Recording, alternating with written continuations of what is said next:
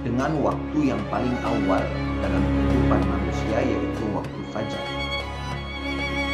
Yang pertama adalah diawali dengan adzan subuh, dilanjutkan dengan salat sunnah qabliyah subuh. Muncul pertanyaan, bolehkah saya sholat pada saat adzan subuh masih berlangsung? Maksudnya sholat sunnah qabliyah.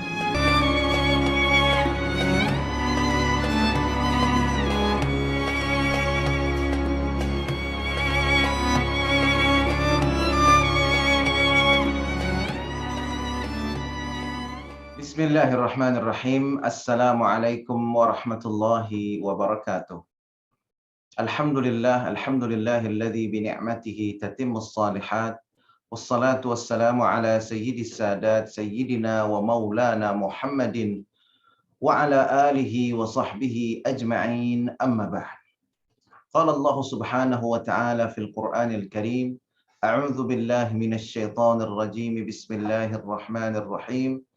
قل هل يستوي الذين يعلمون والذين لا يعلمون إنما يتذكر أولو الألباب.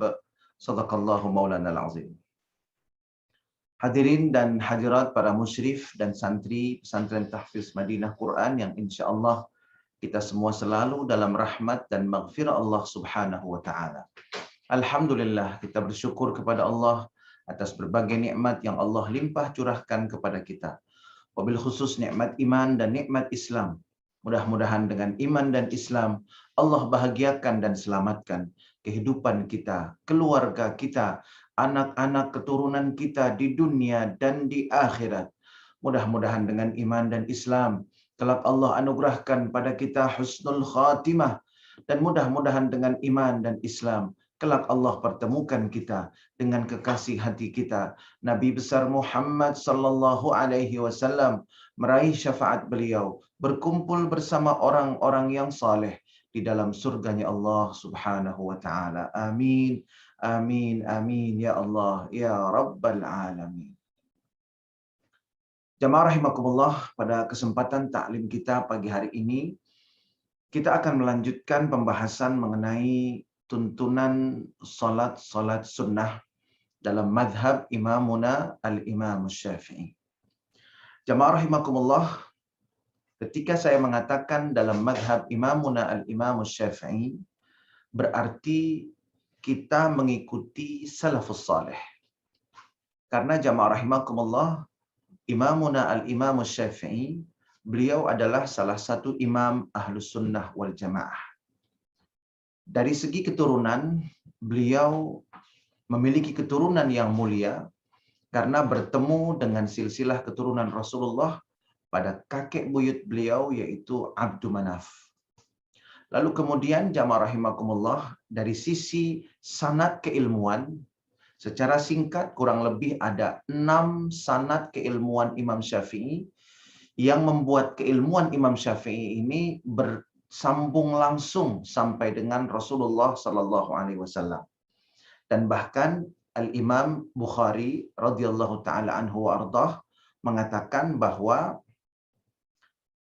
periwayatan yang paling sahih atau sanad yang paling sahih yang ada di dalam periwayatan hadis itu yaitu dari Malik, dari Nafi', dari Abdullah bin Umar, dari Rasulullah sallallahu alaihi wasallam.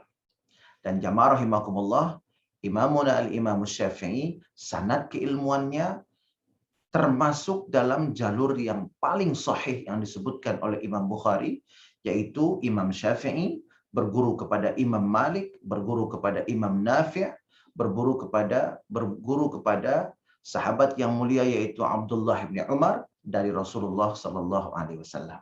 Jadi ketika saya mengatakan dalam madhab imamuna al-imam Syafi'i, pada hakikatnya itu adalah cara kita untuk mengikuti salafus salih yang keilmuannya bersambung kepada Rasulullah sallallahu alaihi wasallam. Jamaah rahimakumullah, pada pertemuan yang lalu kita sudah membahas salat sunnah secara acak. Pada pertemuan taklim kali ini dan barangkali pertemuan berikutnya jika waktunya tidak mencukupi, saya akan mencoba menjelaskannya sesuai dengan urutan waktunya. Sehingga menjadi tuntunan sholat sunnah sepanjang hari.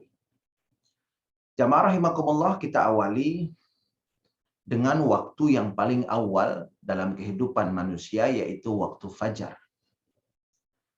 Yang pertama adalah diawali dengan azan subuh.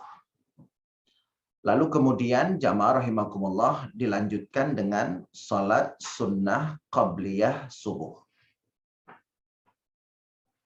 Muncul pertanyaan, bolehkah saya sholat pada saat azan subuh masih berlangsung? Maksudnya sholat sunnah qabliyah subuh. Jawabannya boleh saja dan itu sah, tetapi kehilangan afdaliyah atau kehilangan keutamaan, dan keutamaan yang dimaksud di sini adalah menjawab azan yang merupakan sunnah dari Nabi besar Muhammad Sallallahu Alaihi Wasallam. Jadi yang lebih afdal adalah ketika azan subuh berkumandang, maka jawablah azan tersebut. Kemudian setelah azan itu selesai, bacalah doa yang diajarkan Rasulullah Sallallahu Alaihi Wasallam, Allahumma rabba hadhihi da'wati tammah, dan seterusnya.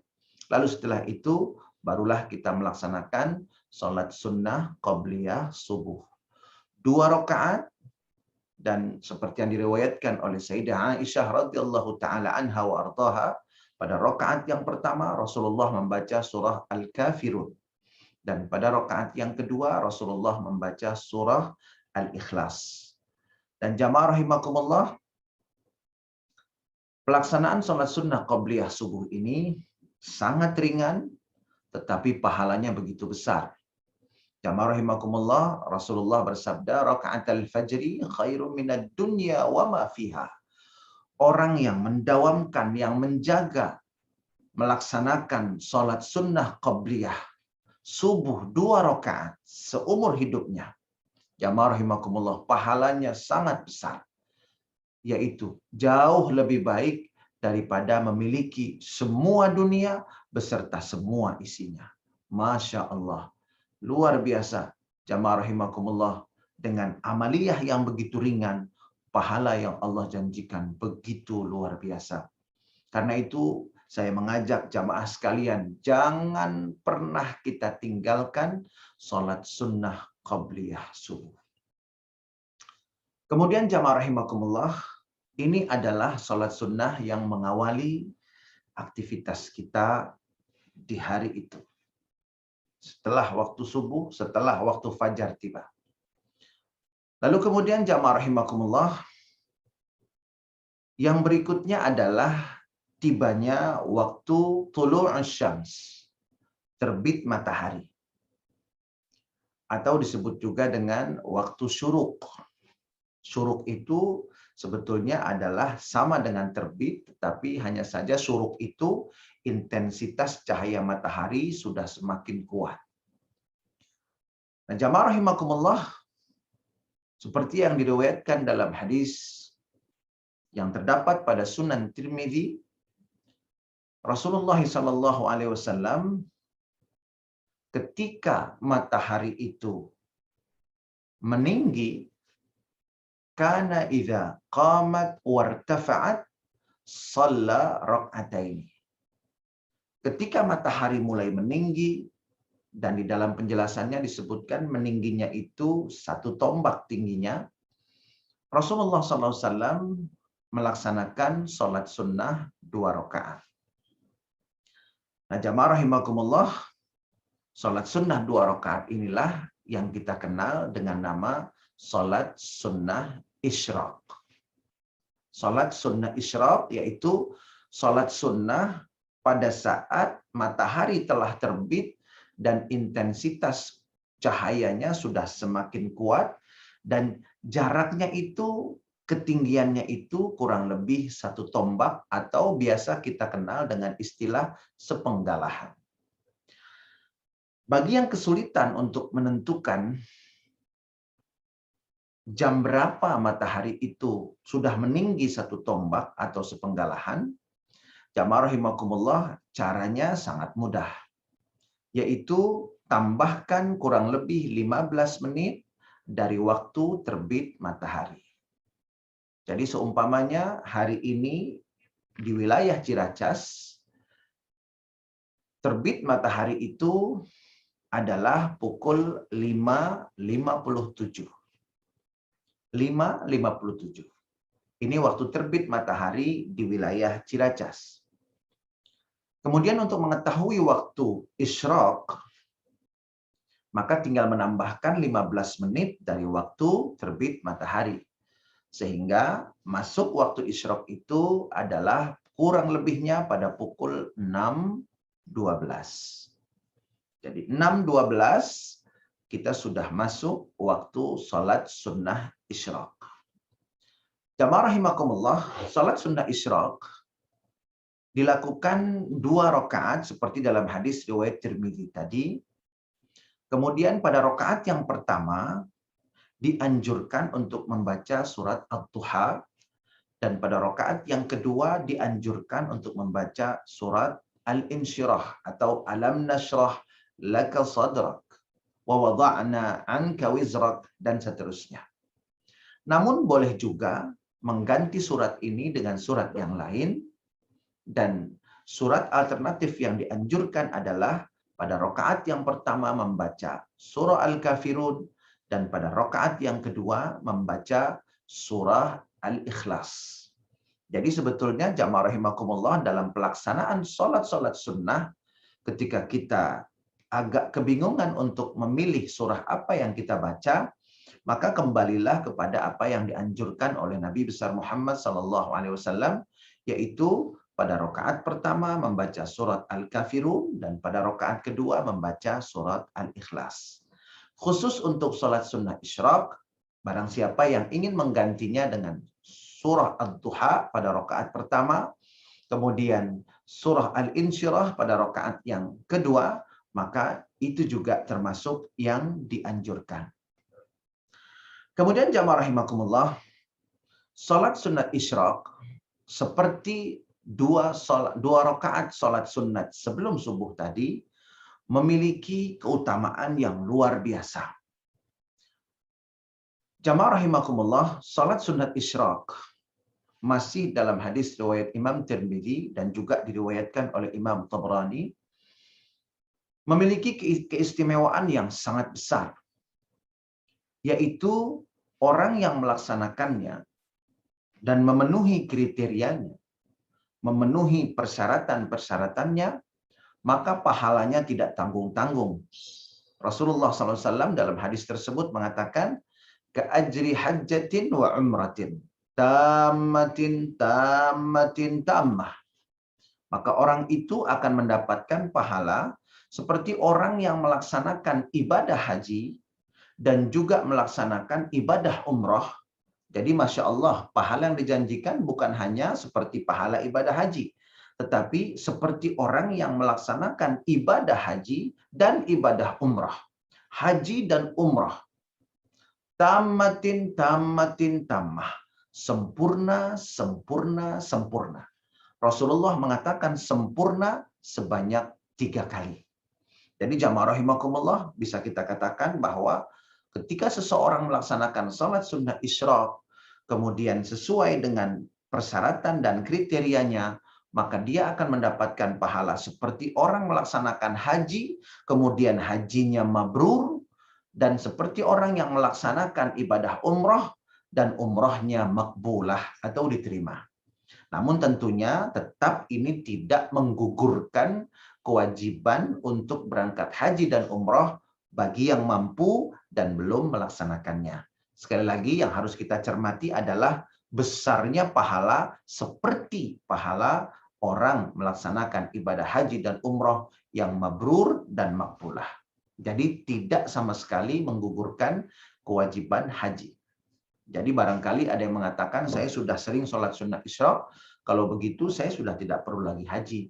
Karena toh setiap hari saya sholat sunnah isyraq, berarti saya sudah tiap hari mendapatkan pahala haji mabrur dan umroh yang makbulah. Tidak seperti itu. Tetap kewajiban itu ada, hanya saja limpahan pahala yang begitu besar ketika seseorang melaksanakan sholat sunnah isyraq. Lalu jamaah rahimakumullah, Apa kriterianya mendapatkan pahala ibadah haji dan umroh yang mabrur dan makbulah ketika kita melaksanakan sholat sunnah isyraq? Hal ini juga disebutkan dalam hadis riwayat Imam Tirmidzi dan juga Imam Tabrani, yaitu yang pertama adalah sholat subuh. Dalam dua redaksi yang berbeda, dua jalur periwayatan yang berbeda. Yang pertama, man shalla subha fi jama'atin. Kemudian dalam riwayat yang lain, man shallal ghadata fi jama'atin. Jamaah rahimakumullah, ada syarat berjamaah di situ. Jadi barang siapa yang sholat subuh berjamaah. Barang siapa yang sholat subuh berjamaah. Kemudian ini kriteria yang pertama. Kemudian jamaah rahimakumullah, setelah itu thumma yaq'udu yadhkurillah. Kemudian dia duduk setelah sholat subuh itu berzikir kepada Allah Subhanahu wa taala hatta tatlu'asy syams, sampai matahari kemudian terbit dan masuk waktu sholat sunnah isyraq. Jadi ini kriteria yang kedua. Yaitu yang pertama adalah ketika seseorang sudah selesai melaksanakan sholat subuh berjamaah. Kemudian yang kedua, setelah sholat subuh berjamaah, dia duduk dan berzikir kepada Allah sampai waktu isyraq datang. Kemudian thumma shalla raka'ataini. Kemudian dia melaksanakan sholat sunnah 2 rakaat atau sholat sunnah isyraq. Nah, ini kriteria yang ketiga. Nah, ketika 3 kriteria ini dapat kita laksanakan, maka pahalanya adalah seperti seseorang yang menunaikan ibadah haji yang mabrur dan menunaikan ibadah umroh yang makbulah. Jamaah rahimakumullah, lalu muncul pertanyaan, bagaimana dengan wanita? Apakah dia masih memiliki peluang untuk mendapatkan pahala yang besar ini? Pahala haji mabrur dan pahala umroh makbulah dengan 2 rakaat salat sunnah isyraqnya. Jamaah rahimakumullah, yang pertama kita cermati lebih dahulu adalah redaksi hadis yang menyebutkan barang siapa yang sholat subuhnya berjamaah. Para ulama berbeda pendapat mengenai hal ini. Ada yang mengatakan berjamaahnya ini harus di masjid. Dan saya sepakat dengan itu. Namun ada juga yang mengatakan sholat berjamaahnya tidak perlu di masjid. Jamaah rahimakumullah, yang saya rekomendasikan adalah ketika seseorang tidak memiliki uzur, tidak memiliki alasan yang bisa diterima oleh syariat Islam untuk melaksanakan sholat subuh di masjid secara berjamaah, namun dia tidak melakukannya, padahal tidak ada uzur, tidak ada kendala, tidak ada alasan yang kuat, maka jamaah rahimakumullah, ketika dia sholat sunat isyraq, dia hanya mendapatkan pahala sholat sunnah saja.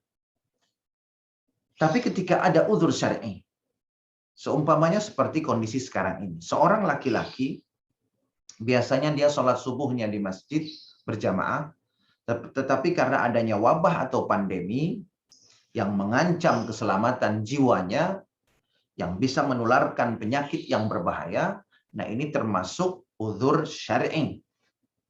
Sehingga ketika dia tidak berangkat ke masjid, kemudian dia sholat berjamaah subuhnya di rumah bersama keluarga, kemudian dia duduk, berzikir kepada Allah, kemudian setelah itu dia melaksanakan sholat sunnah isyraq pada waktunya, maka insya Allah pahalanya tetap berlaku untuk orang tersebut. Jadi jamaah rahimakumullah, yang penting sholat subuhnya berjamaah, afdalnya di masjid, kalau ada uzur syar'i boleh di rumah. Yang penting sholat subuhnya berjamaah. Lalu bagaimana dengan wanita? Jamaah rahimakumullah, wanita pun termasuk yang memiliki uzur syar'i untuk tidak berangkat ke masjid dengan alasan fitnah.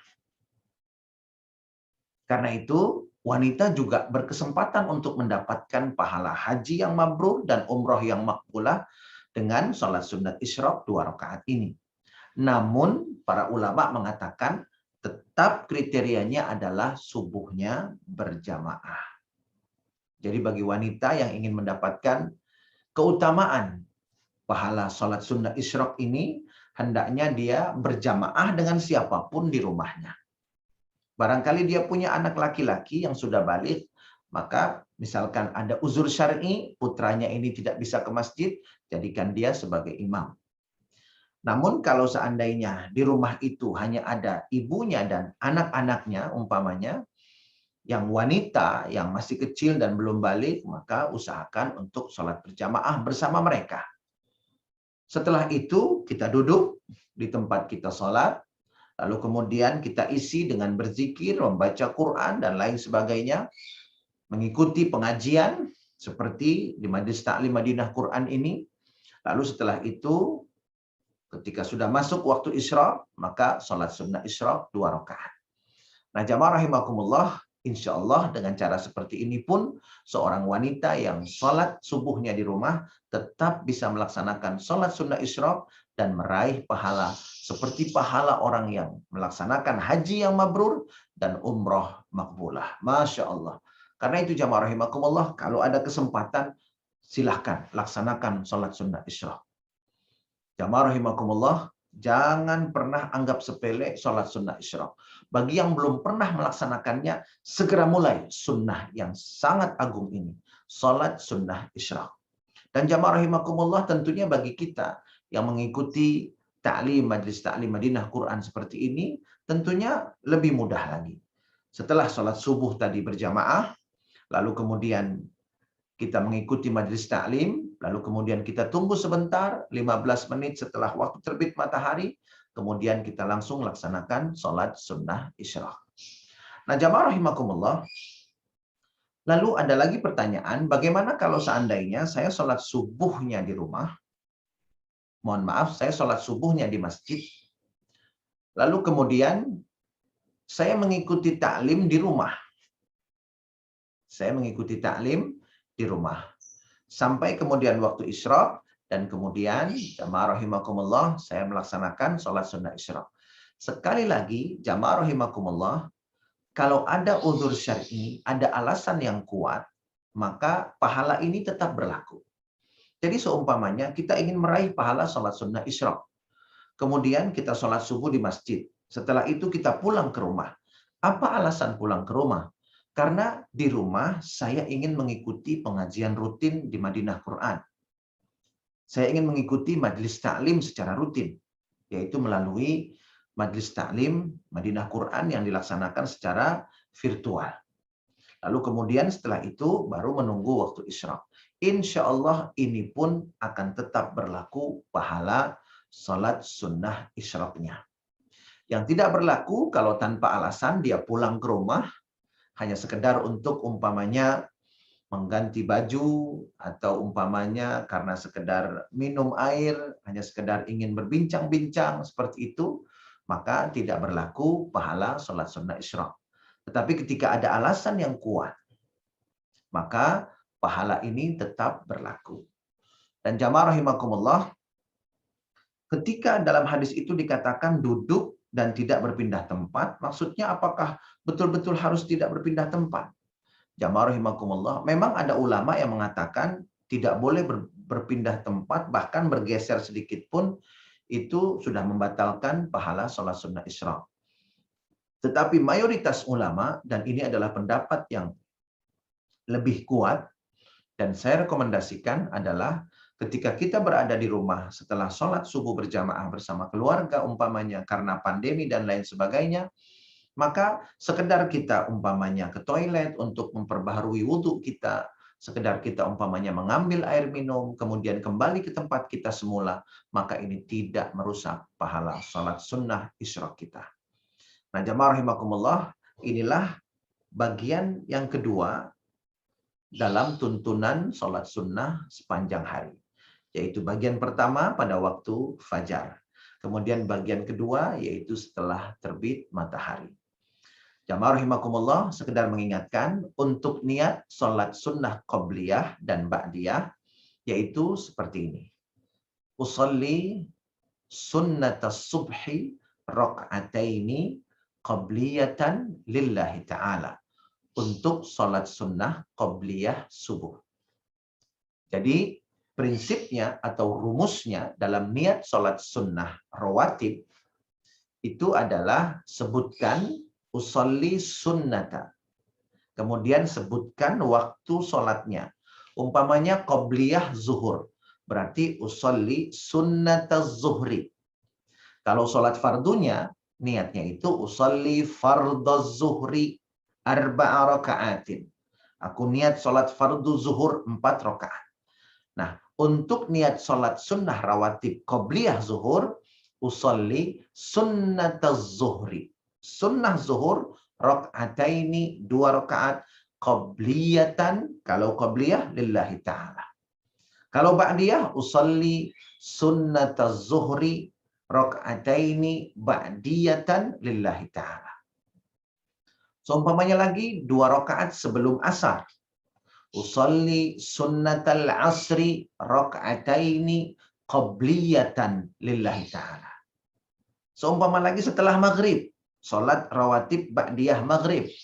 Usolli sunnatal maghribi rakaataini ba'diyatan lillahi ta'ala. Qabliyah isya umpamanya. Usolli sunnatal isya'i rak'ataini qabliyatan lillahi ta'ala. Ba'diyah isya. Usolli sunnatal isya'i rak'ataini ba'diyatan lillahi ta'ala. Nah, kemudian bagaimana dengan niat salat sunnah isyraq? Jamaah rahimakumullah, seperti yang terdapat di dalam kitab Nihayatuz Zain yang disusun oleh Al-Imam Nawawi Al-Jawi Al-Bantani. Beliau mengajarkan kepada kita lafal niat daripada salat sunnah isyraq sebagai berikut. Usalli sunnatal isyraqi rak'ataini lillahi ta'ala. Usalli sunnatal isyraqi rak'ataini lillahi ta'ala. Saya niat salat sunnah isyraq 2 rakaat karena Allah Ta'ala. Usalli sunnatal isyraqi rak'ataini lillahi ta'ala. Nah, jamaah rahimakumullah, inilah rangkaian dari penjelasan tentang tuntunan salat-salat sunnah sepanjang hari. Insya Allah akan kita lanjutkan pada pertemuan ta'lim fikih Imamuna Al-Imam Syafi'i yang berikutnya. Mudah-mudahan Allah Subhanahu wa taala memberkahi umur kita sehingga setiap hari bertambah umur kita, bertambah istiqomah beribadah kepada Allah. Dan mudah-mudahan Allah berkahi kesehatan kita sehingga semakin sehat tubuh kita, semakin istiqomah beribadah kepada Allah. Mudah-mudahan Allah berkahi kehidupan kita sehingga kehidupan kita ini kita dedikasikan untuk ibadah kepada Allah Subhanahu wa taala.